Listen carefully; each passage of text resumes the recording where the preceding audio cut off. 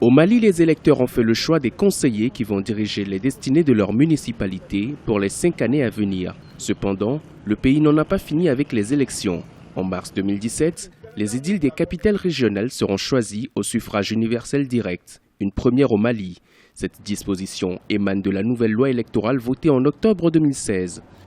Aujourd'hui, l'enjeu, c'est de respecter la volonté populaire. C'est de faire en sorte que celui ou celle que les populations auront effectivement choisi puisse être effectivement le maire de la commune et de la circonscription électorale. Parce que dans le temps, qu'est-ce que nous avons vu? Vous voyez que sur les 45 conseillers d'une commune, par exemple, vous avez un parti, une formation politique qui n'a qu'un seul conseiller. Et c'est ce seul conseiller-là qui est maire au final. Au nom de quoi? Au nom des alliances politiques, au nom des alliances souvent qui sont même contre nature pour la plupart du temps. Cette formule permettra aux maires de bénéficier d'une légitimité populaire, mais aussi d'établir des liens solides entre les gouvernants et les gouvernés.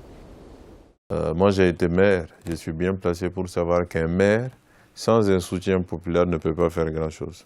Donc notre objectif au niveau du parti sera d'abord de faire en sorte que les élus, ILMA, obtiennent la confiance des populations en travaillant avec elles et en les mettant à l'aise, en faisant en sorte que quand les populations viennent à la mairie, elles se sentent chez elles. Ça n'a pas été toujours le cas, ce n'est pas toujours le cas au Mali.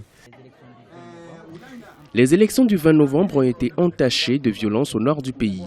Des observateurs de la scène politique redoutaient ces attaques. Pour les autorités maliennes, ces violences ne doivent pas empêcher l'État et le Mali de s'acquitter de ses missions. Ces élections maintes fois reportées auront le mérite de doter le pays de nouvelles autorités.